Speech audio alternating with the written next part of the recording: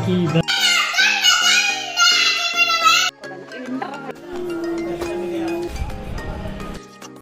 Hello ನಮಸ್ಕಾರ, ನಾನು ನಿಮ್ಮ ಕಾವ್ಯಗೌಡ. ಇವತ್ತು ಆಷಾಢದ ಕೊನೆಯ ಶುಕ್ರವಾರ. ಸೊ ಹಾಗಾಗಿ ಈವ್ನಿಂಗ್ ವ್ಲಾಗ್ನ ಸ್ಟಾರ್ಟ್ ಮಾಡ್ತಾ ಇದ್ದೀನಿ. ಸೊ ನೋಡ್ತಾ ಇರ್ಬೋದು, ಈಗ ಈವ್ನಿಂಗ್ ಆಗಿದೆ. ಚಪಾತಿಗೆ ಹಿಟ್ಟನ್ನು ಕಲಸಿಡ್ತಾ ಇದ್ದೀನಿ, ನೈಟ್ಗೆ ಚಪಾತಿ ಮಾಡೋಣ ಅಂತ. ಹಾಗೆ ದೇವಸ್ಥಾನಕ್ಕೆ ಹೋಗಬೇಕಿತ್ತು ನಾನು, ಹಾಗಾಗಿ ಮುಂಚಿತನೇ ಕಲಸಿಟ್ಟು ಹೋದರೆ ಹಿಟ್ಟು ಕೂಡ ಸ್ಮೂತ್ ಆಗಿರುತ್ತೆ, ಬರೋ ಅಷ್ಟರಲ್ಲಿ ರೆಡಿ ಆಗುತ್ತೆ ಅಂದ್ಕೊಂಡು ಹಿಟ್ಟನ್ನೆಲ್ಲ ಕಲಸಿಟ್ಟು ರೆಡಿ ಮಾಡಿ ದೇವಸ್ಥಾನಕ್ಕೆ ಹೋದೆ. ಸೊ ನಾನು ಅಲ್ಲೇನೂ ಜಾಸ್ತಿ ವೀಡಿಯೋಸ್ನ ಮಾಡಲಿಲ್ಲ, ಯಾಕೆಂದರೆ ತುಂಬಾ ಚೆನ್ನಾಗಿ ಪೂಜೆ ಮಾಡಿಕೊಟ್ರು. ಮನಸ್ಸಿಗೆ ತುಂಬಾ ನೆಮ್ಮದಿ ಅಂತ ಹೇಳ್ತಾರಲ್ಲ, ಆ ರೀತಿ ಒಂದು ತುಂಬಾ ನೆಮ್ಮದಿ ಸಿಕ್ತು ಅಂತಲೇ ಹೇಳ್ಬೋದು. ಈ ಪೂಜಾರು ಇವತ್ತು ಅಂತಲ್ಲ, ಯಾವತ್ತೇ ಹೋದರೂ ತುಂಬಾ ನಿಧಾನವಾಗಿ, ತುಂಬಾ ಅಚ್ಚುಕಟ್ಟಾಗಿ, ತುಂಬಾ ನೆಮ್ಮದಿ ಅನಿಸೋ ಥರ ಪೂಜೆ ಮಾಡಿ ಕಳಿಸ್ತಾರೆ. ಸೊ ನನಗೂ ಕೂಡ ತುಂಬಾ ಇಷ್ಟ ಆಯಿತು. ನಾವು 6 ಗಂಟೆಗೆ ಹೋಗಿದ್ದು 7:30 ತನಕ ಆಯಿತು. ಸೊ 7:30ಗೆ ಪೂಜೆ ಎಲ್ಲ ಮುಗಿಸ್ಕೊಂಡು ಮನೆಗೆಲ್ಲ ಬಂದ್ವಿ. ಸೊ ದೇವ್ರ ಹತ್ರ ಇರೋ ಪವರೇ ಅದು ಅನಿಸುತ್ತೆ. ನಮ್ಮ ಹತ್ರ ನಮ್ಮ ಕಷ್ಟಗಳು, ನಮ್ಗೆ ಬೇಜಾರು ಏನೇ ಇದ್ದರೂ ದೇವ್ರ ಹತ್ರ ಹೇಳ್ಕೊಂಡು ಬಂದುಬಿಟ್ರೆ ನಮಗೆ ತುಂಬಾ ಮನಸ್ಸಿಗೆ ಹಗುರ ಅನಿಸುತ್ತೆ. ಲೈಕ್ ನಮಗೇನು ಪ್ರಾಬ್ಲಮ್ಮೇ ಇಲ್ಲ ಅಂತ ಅಲ್ಲಿಂದ ವಾಪಸ್ ಬರ್ತೀವಿ. ಸೊ ದೇವ್ರ ಹತ್ರ ಇರೋ ಪವರೇ ಅದು. ಸೊ ಬೇರೆಲ್ಲೂ ಹೋದರೂ ಈ ಒಂದು ನೆಮ್ಮದಿ ಸಿಗಲ್ಲ, ಅಲ್ಲಿಗೆ ಮಾತ್ರ ಹೋದರೆ ಸಿಗೋದು. ಸೊ ಮನೆಗೆ ಬಂದು ಚಪಾತಿನ ನಾನು ಉಜ್ಕೊಡ್ತಾ ಇದ್ದೆ, ಅಮ್ಮ ಬೇಯಿಸ್ತಾ ಇದ್ರು. ಸೊ ಚಪಾತಿ ಜೊತೆ ಚಟ್ನಿ ಕೂಡ ಮಾಡಿದ್ವಿ.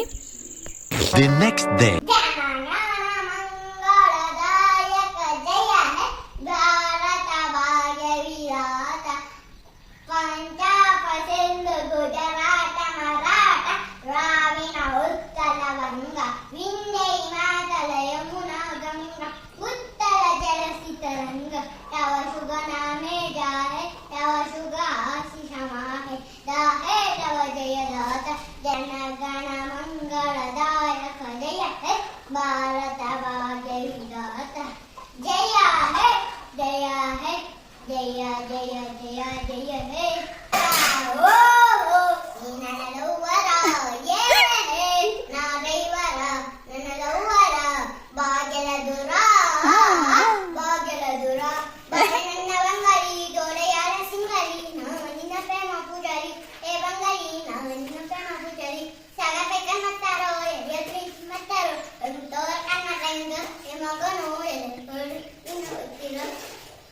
ಇಷ್ಟೇನಾ? ಎಷ್ಟೊಂದು ಕಲ್ತ್ಕೊಂಡಿದ್ಯಾ ಸ್ವಾಮಿ, ಅವ ಅರ್ಥ ಅಂತ ಆಗಲ್ಲ.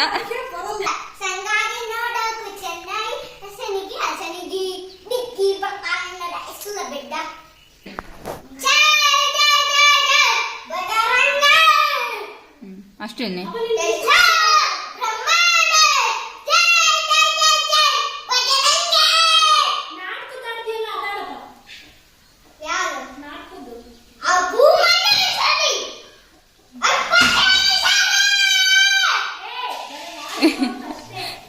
ಅದು ಯಾರಿಗೂ ಅರ್ಥ ಆಗಲ್ಲ ಅದ್ರು.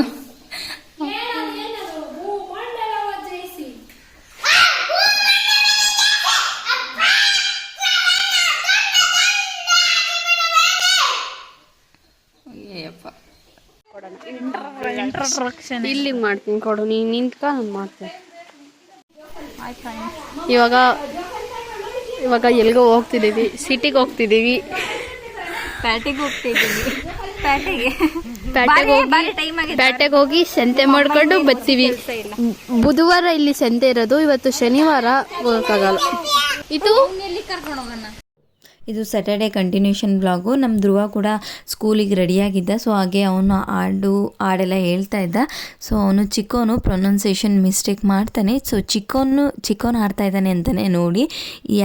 ಈಗ ಮನೆಗೆ ಅಕ್ಕ, ನಿಶ್ಚು, ನೀರು, ಅಣ್ಣ ಎಲ್ಲರೂ ಬಂದಿದ್ದರು. ಸ್ಯಾಟರ್ಡೆ ಅಲ್ವಾ, ಸೊ ಹಾಗಾಗಿ ಸೊ ಅವ್ರದ್ದು ಕೂಡ ಅಕ್ಕರದು ಮೇಯ್ನ್ ಏನಂದರೆ ನಮ್ಮ ನಿರೀಕ್ಷೆಗೆ ಡೆಂಟಲ್ ಅಪಾಯಿಂಟ್ಮೆಂಟ್ ಇತ್ತು. ಹಾಗಾಗಿ ಅವಳು ತೋರಿಸ್ಕೊಳ್ಬೇಕು ಅಂತ ಬಂದಿದ್ದು. ಆಲ್ರೆಡಿ ಒಂದು ವಿಸಿಟ್ ಆಗಿತ್ತು. ಸೊ ಇದು ಸೆಕೆಂಡ್ ಟೈಮ್ ಇತ್ತು. ಸೊ ಹಾಗಾಗಿ ಇವತ್ತು ಸ್ಯಾಟರ್ಡೆ, ಇವತ್ತು ಬನ್ನಿ ಅಂತ ಹೇಳಿದರು.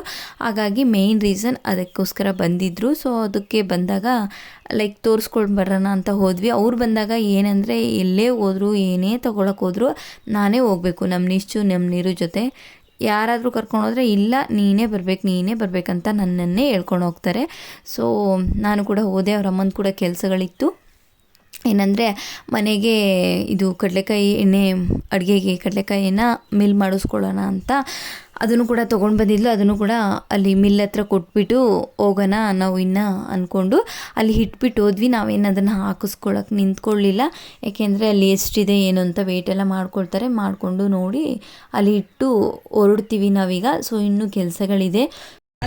ಸೊ ಅದನ್ನು ಅಲ್ಲಿಟ್ಟು ಈಗ ಮಿಲ್ ಹತ್ರ ಓಡಬೇಕು. ಸೊ ಮಿಲ್ ಹತ್ರ ಹೋಗಿ ಅಲ್ಲಿ ಕೂಡ ಸ್ವಲ್ಪ ಚಿಲ್ಲಿ ಪೌಡರ್ನ ಮಾಡಿಸ್ಕೊಳ್ಬೇಕಿತ್ತಂತೆ. ಹಾಗಾಗಿ ಒಣಮೆಣ್ಸಿನ್ಕಾಯಿ ಕೂಡ ತೊಗೊಂಡು ಬಂದಿದ್ಲು. ಅದನ್ನು ಕೂಡ ಮಿಲ್ ಮಾಡಿಸೋಕೆ ಅಂತ ಮಿಲ್ ಹತ್ರ ಬಂದಿದ್ದೀವಿ ಈಗ. ಸೊ ನಾನು ನಮ್ಮ ನಿರೀಕ್ಷೆ ಬರುತ್ತೆ, ಬಾ ಹೋಗೋಣ, ಸೈಡಿಗೆ ಹೋಗೋಣ ಅಂದ್ಕೊಂಡು ಈ ರೀತಿ ಸುಮ್ಮನೆ ಲೈಕ್ ಏನಾದರೂ ಮಾತಾಡಿಕೊಂಡು ರೀಲ್ಸ್ ನೋಡಿಕೊಂಡು ಈ ಶೂ ಆರ್ಡ್ರ್ ಮಾಡು, ಈ ಟಾಪ್ ಆರ್ಡ್ರ್ ಮಾಡು ಅಂದ್ಕೊಂಡು ಮೀಶೋ ನೋಡಿಕೊಂಡು ಎಲ್ಲನೂ ಕೂತಿದ್ವಿ ಸೈಡಲ್ಲಿ. ನಮ್ಮ ಅಕ್ಕ ಮಾಡ್ತಾಯಿದ್ಲು ಅದನ್ನೆಲ್ಲ, ಲೈಕ್ ಪೌಡರ್ ಮಾಡಿಸ್ಕೊಳ್ತಾ ಇದ್ಲು. ಸೊ ಫೈನಲ್ ಆಗಿ ಡೆಂಟಲ್ ಹತ್ರ ಬಂದ್ವಿ, ವೆಯ್ಟ್ ಮಾಡ್ತಾಯಿದ್ವಿ ಡಾಕ್ಟ್ರಿಗೋಸ್ಕರ. ಡಾಕ್ಟರ್ ಒಳಗಡೆ ಲೈಕ್ ಎಲ್ಲ ರೆಡಿ ಮಾಡ್ಕೊಳ್ತಾಯಿದ್ರು, ಹಾಗಾಗಿ ವೆಯ್ಟ್ ಮಾಡ್ತಾಯಿದ್ವಿ. ಇನ್ನೊಂದು ಪೇಷಂಟ್ ಬೇರೆ ಇತ್ತು.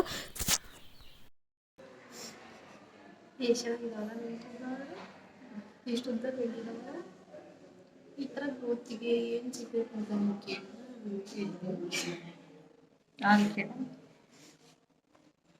ಇದು ಬಂದಿರೋದು ಇವಳಿಂದ ಅಂತ ಅಲ್ಲ, ಇವಳಿಗೆ ಬಂದಿರೋದು ಅವ್ರ ಅಮ್ಮಳಿಂದ ಅಂತ ಅಲ್ಲ, ಅವ್ರ ಅಮ್ಮಗೆ ಬಂದಿರೋದು ಅವ್ರ ಅಮ್ಮಳಿಂದ.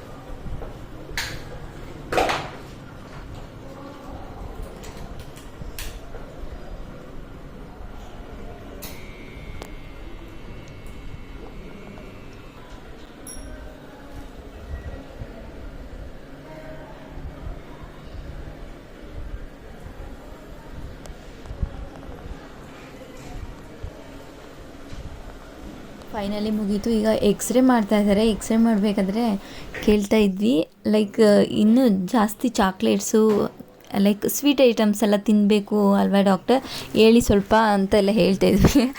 ಅವ್ರು ಇದ್ಬಿಟ್ಟು ಇಲ್ಲ, ಸ್ವೀಟ್ಸು ಚಾಕ್ಲೇಟ್ಸು ತಿನ್ನೋದ್ರಿಂದ ಲೈಕ್ ಕ್ಯಾವಿಟಿ ಬರಲ್ಲ ಸೊ ಅಂತ ಹೇಳ್ತಾಯಿದ್ರು. ಅದಕ್ಕೆ ನಾವು ಹೇಳ್ತಾಯಿದ್ವಿ ಕರೆಕ್ಟಾಗಿ ಹೇಳ್ಕೊಟ್ರಿ ನೀವು ಅವಳಿಗೆ ಅಂತ.